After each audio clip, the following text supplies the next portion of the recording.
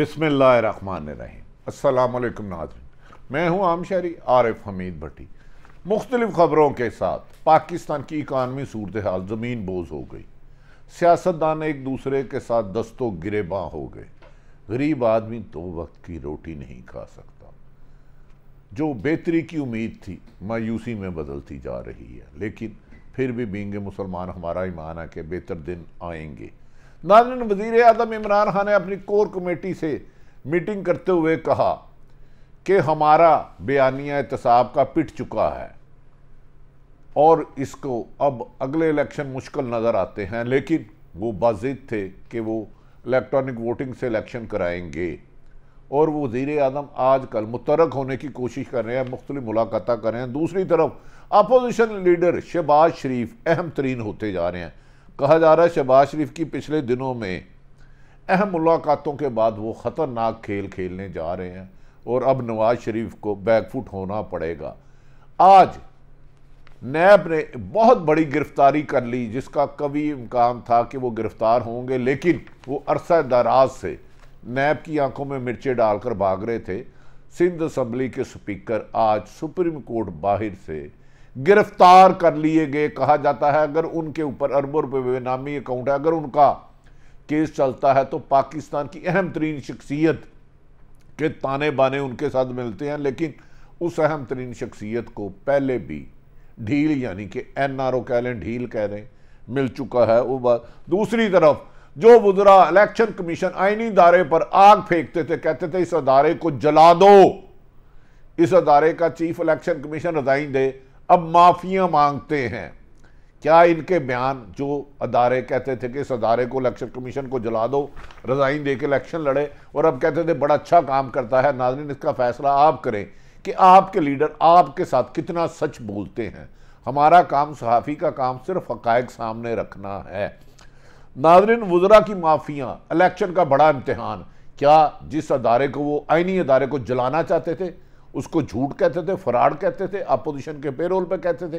क्या अदारा दोनों वुज़रा की माफिया तस्लीम करेगा? नहीं तो तस्लीम करेगा। तमाम हक़ाइक़ आपके सामने रखेंगे।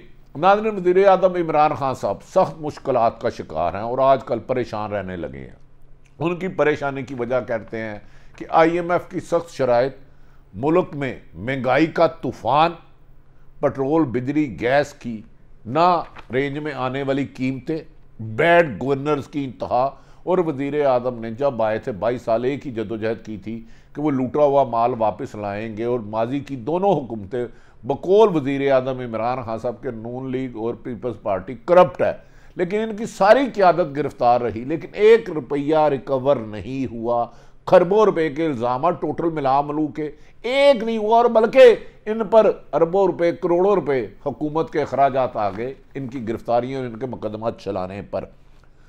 शहबाज शरीफ आजकल बड़ी धीमी धीमी चाल चल रहे हैं, चुपके चुपके।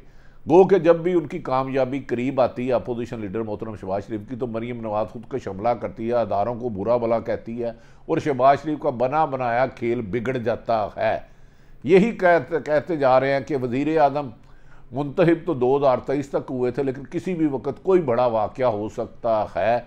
इस हुकूमत का मुकम्मल टाइम करना मुश्किल भी है, और लेकिन अगर अपोजिशन की देखें तो फिर वो कर सकते हैं। लेकिन इम्तिहान हुकूमत और अपोजिशन दोनों को है। दोनों पार्टियों ने अपने तीर कमान से निकाली। अब देखते हैं कि इमरान खान साहब 5 साल पूरे करते हैं या अपोजिशन अकेले होकर गुजारती है। शहबाज शरीफ की अहम मुलाकातों के बारे में कहा जा रहा है हुकूमत के खिलाफ खतरनाक खेल का आगाज़ हो चुका है। इस सिलसिले में वो पसे पर्दा आसफ अली जरदारी के साथ भी राब्ते में है, लेकिन बज़ाहिर ज़ाहिर नहीं करते, क्योंकि इन मुलाकात को खुफिया वाले खुफिया ही रखना चाहते हैं, क्योंकि उनका ख्याल है कि मुल्क इकानमी में इसी हालत में रहा तो इसको चलाना नामुमकिन हो जाएगा।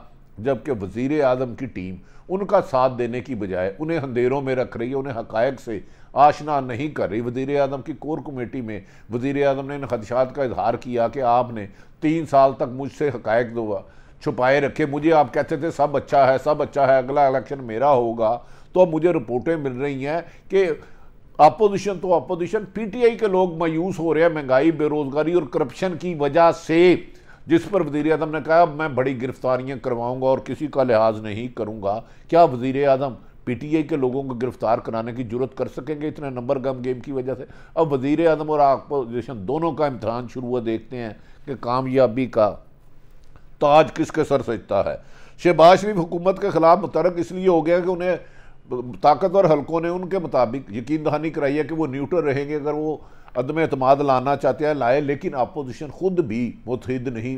अपोजिशन तो छोड़े, नून लीग मरीम नवाज शहबाज शरीफ के हक में नहीं। वो कहती हैं जब भी भाग दौड़ हुकूमत की मिलेगी तो मरीम नवाज की और नवाज शरीफ की पहले सजाएं माफ़ करे और मुल्क मैं चलाऊंगी। अब क्या शहबाज शरीफ अपने भाई को कोई अपने तरीके से मना पाते हैं? नहीं। जबकि पीडीएम का फ्यूचर परसों इजलास होने वाले में मौलाना फजलुर रहमान ने वार्निंग दे दी, अगर इस्तीफे नून लीग ने ना दिए तो मैं इनके साथ छोड़ दूंगा और पीडीएम क्या मजीद तितर बितर हो जाएगी। हुकूमत के वजीर कहा जा रहा है कि शहबाज शरीफ ने हुकूमत के इत्तेहादियों में भी एतमाद में लेने की कोशिश तेज़ कर दी है। इस सिलसिले में कई मुलाकातें हो चुकी हैं, ताहम इस सिलसिले में अहम फैसले किए जाने की तवक्को है। कोई बात भी हतमी कहना नहीं। आज फरूक सुल्तान ने भी नून लीग के रहनुमाओं की मुलाकात हुई है, जो एमक्यूएम का नाम नहीं सुनना चाह रहे थे, मुस्लिम लीग नून, क्योंकि जो हुकूमती इत्तेहादी है उनके करीब भी होते जा रहे हैं। आज फरूक सुल्तान ने भी हुकूमत के खिलाफ लफ्ज़ों के अंगार बरसाए। उन्होंने फरूक सुल्तान ने कहा कि इस हुकूमत ने महंगाई के तूफ़ान में हमारी भी जग हसाई कर दिया, लोग भी हमारे खिलाफ हो रहे हैं। अब एक ही तरीका है कि इस हुकूमत और महंगाई के खिलाफ सड़कों पर आया जाए, ज़्यादा देर ये हुकूमत चल नहीं सकती। नून लीगी रहनुमाओं की तरफ से ये खबरें भी आम फैलाई जा रही हैं कि शहबाज शरीफ की पिंडी में होने वाली अहम मुलाकातें रंग ले आई हैं और अब इन्हें गारंटी मिल गई है कि पिंडी वाले न्यूट्रल हो गए हैं। अब हम हुकूमत के खिलाफ बड़ा एक्शन ले सकेंगे। ये नून लीग का एक बाकायदा प्रोपोगंडा इस पर काम कर रहा है। इस सिलसिले में ख्वाजा आसफ ने भी बयान दिया कि हम अदम एतमाद ला सकते हैं। दिसंबर के ही महीने में ख्वाजा आसफ ने इशारा दिया है कि दिसंबर में तब्दीली का फैसला दुरुस्त हो सकता है। क्या अपोजिशन को वाकई ही कोई यकीन नहीं करा रहा है? हमारी इतलात के मुताबिक अपोजिशन को इतनी ढील ज़रूर मिली है कि वो और अहम तरीन अदारे न्यूट्रल रहेंगे, ताहम अदालती मुकाबले और करप्शन के मामला तो उन्हें अदालतों से रिलीफ देना होगा। पाक इस्टेब्लिशमेंट किसी किस्म का भी किसी किरदार अदा नहीं करेगी किसी गुनाहगार को बेगुनाह कराने का और गुनाहगार को बेगुनाह कराने का। अदालतों से ही बचना होगा और अदालतों में बादी नज़र में ये बचते हुए अपोजिशन वाले नज़र नहीं आते, लेकिन अपने लीडरों का, अपने रहनुमाओं का खून गर्म करने के लिए एक टोपी ड्रामा चल रहा है। इसीलिए इमरान खान मुतमिन है कि अपोजिशन आपस में इतनी तकसीम है कि वो इमरान खान की हुकूमत नहीं गुजरा सकती। दूसरी तरफ नाज़रीन, नैब ने जो बुलंद व बाले दावा किए साबका 3 वज़ीर आज़म सदर पाकिस्तान को गिरफ्तार किया और सैकड़ों गिरफ्तार किए और इन सियासतदानों से एक पैनी भी रिकवर नहीं कर सकी, उल्टा करोड़ों अरबों रुपया हुकूमत का इन पे खराजात लग गया। आज एक बार फिर नैब एक्शन में आ गई। आज को सुप्रीम कोर्ट की तरफ सिंध असम्बली के स्पीकर आगा सराज दुरानी गए तो उन्होंने उनकी ज़मानत मंसूख कर दी। उन्होंने कहा कि आप सरेंडर करें, फिर आपकी बात सुनी जाएगी। जैसे ही सुप्रीम कोर्ट के हुक्म के बाद आगा सराज दुरानी इस्लामाबाद से बाहर निकले तो नैब और सिविल पार्चाजात में पुलिस की बड़ी तादाद ने आगा सराज दुरानी को गिरफ्तार कर लिया। क्या ये सिर्फ शुरुआत है? इसके बाद बड़ी गिरफ्तारी होगी। कहा जाता है कि आगा सराज दुरानी ना सिर्फ सिंध असम्बली के स्पीकर हैं बल्कि पाकिस्तान की एक बड़ी सियासी जमात के करीब है और उनके पैसे बैरून मुल्क ले जाने में मदद भी करते रहे हैं। लेकिन उस शख्सियत को पहले भी रिलीव मिल चुका है। बेनामी अरबों रुपए का अकाउंट थे उसके, खरबों रुपए के, लेकिन उसको ढील के साथ ढील मिल चुकी है जिसकी वजह से वो जेल में नहीं गए। शायद उन्हें एक पीपल्स पार्टी का सरबराह कहा जाता है, शायद मुल्क के साबिक सदर भी रहे हैं। अभी तो मछलियों को कैद करने की बात रहने का कहा जा रहा है, लेकिन इमरान खान साहब अग्रेसिव हैं। क्या आगा सराज दुरानी अहम तरीन शख्सियात के नाम लेगी और नैब उनको गिरफ्तार करेगी? एक बहुत बड़ा इम्तहान होगा। अगर नैब इनको पकड़ती और कुछ अरसे बाद जिस तरह शहबाज शरीफ, नवाज शरीफ, मरीम नवाज, आसफ अली जरदारी, फरियाल तोयारपुर, शाहिद खान अब्बासी, एहसन इकबाल और दीगर सियासतदानों की जमानतें हो गई हैं तो फिर नैब के अदारे को बंद करने के लिए सोचना होगा।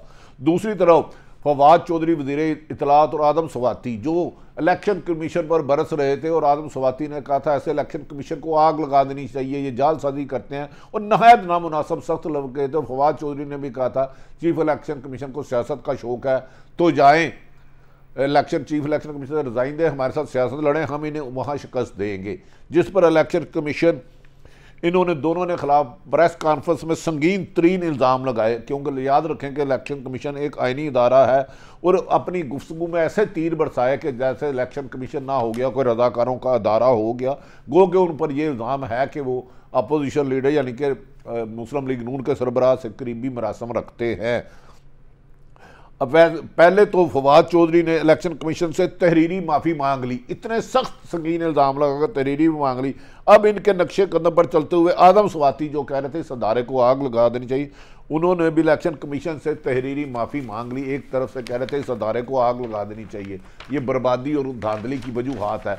अचानक दोनों वज़रा का, वज़ीर इत्तलात मोहतरम फवाद चौधरी और आदम स्वाति वज़ीर रेलवे की माफ़ी पर क्या इलेक्शन कमीशन फैसला करेगा ये तो इलेक्शन कमीशन बेहतर जानता है। लेकिन हमारे सियासतदान अपने आकाओं को खुश करने के लिए, लीडरों को खुश करने के लिए जो आइनी अदारों को भी टारगेट करते हैं, जैसे मुस्लिम लीग नून ने इस्टेब्लिशमेंट और अदलिया को टारगेट की इंतहा कर दी। ऑडियो वीडियो के गंदे खेल में अदलिया को भी घसीटा और यहाँ तक कि साबिक चीफ जस्टिस ऑफ पाकिस्तान की भी वीडियो निकाल दी और एक ऐसे जज के जरिए निकाली, राना शमीम, जिसके बारे में खदशा है कि उन्हें तौहीन अदालत में सज़ा हो सकती है, क्योंकि उनके बारे में कहा जाता है कि उन्होंने जो हल्फिया बयान दिया उस झूठ का पलंदा है।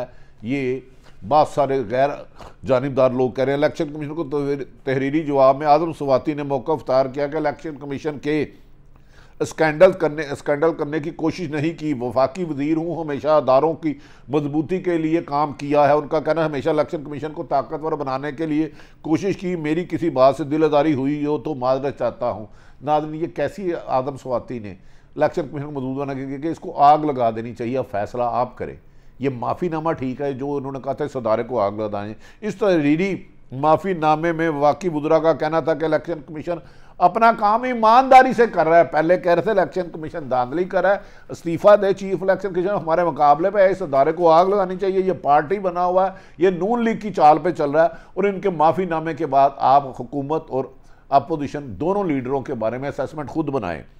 तमाम उन्होंने दोनों वज़रों का कहना तमाम अदारों का एक दूसरे का एहतराम करना चाहते हैं। इलेक्शन कमीशन ने आदम स्वाति को आज के लिए हाजिरी से असना देते हुए 22 दिसंबर को ज़ाती हैसियत में दोबारा तलब कर लिया। साथ ही इलेक्शन कमीशन ने फवाद चौधरी के माफ़ी पर फैसला महफूज कर लिया है। मेंबर सिंध नसार दुरानी ने कहा है कि फवाद चौधरी के माफ़ीनामे पर मुनासिब हुक्म जारी करेंगे। ये अब बेहतर जानते हैं कि वो सज़ा देते हैं या फवाद चौधरी साहब के माफ़ीनामा कबूल करते हैं। ये यकीनन इलेक्शन कमीशन का अख्तियार है। क्या अब अपोजिशन जो उम्मीद लगाकर बैठी हुई थी कि दोनों वज़रा नाहल हो जाएंगे, दोनों ने दानिशमंदी से काम करते हुए लगाए हुए संगीन इल्ज़ाम और माफ़ी मांग के इलेक्शन कमीशन को बुरा भला कहने की बजाय तारीफ़ों के पुल बांध दिए। क्या इनकी उम्मीदों पर अब इलेक्शन कमीशन पूरा उतरेगा? अगर इलेक्शन कमीशन इन दोनों वज़रा को माफ़ कर देता तो क्या अपोजिशन फिर इल्ज़ाम लगाएगी कि मिली भुगत हो गई है या डील हो गई है? अगर सज़ा देते हैं तो क्या हुकूमती मौक़िफ़ फिर अदारों को बदनामी का बायस बनेगा? नाज़रीन, या इलेक्शन कमीशन अपनी पोजीशन साफ करके वज़रा को माफ़ी कबूल कर लेगा? ये एक बड़ा इम्तहान है इलेक्शन कमीशन का। अमूमन अगर कोई माफ़ी मांग ले तो कबूल कर ली जाती है, लेकिन दोनों वज़रा ने संगीन इल्ज़ाम लगाए। इससे पहले मुस्लिम लीग नून आर्मी चीफ, DGIS, साबिक IG, ISI और दीगर अदारों को इस्तीफ़ों का मुतालबा कर चुके हैं, अदलिया और फ़ौज को टारगेट कर चुके हैं। काश हमारे सियासतदान आपका कारकर्दगी बेहतर करे और अदारों को टारगेट करना की बजाय अवाम की खिदमत को अपना मकसद बनाए, तो सियासत भी कामयाब होगी और जमहूरियत भी कामयाबी से चलेगी। नाज़रीन, सारी सूरत हाल आपके सामने रखी। आने वाले महीनों में कौन सा ऊँट किस करवट बैठेगा कुछ भी कहना मुमकिन नहीं, लेकिन महंगाई, बेरोज़गारी, IMF की शराइत और वज़ीर आज़म इमरान खान की परेशानी का बायस बनी हुई है। ताहम इन हालात में भी अपोजिशन की जगह नहीं बन रही।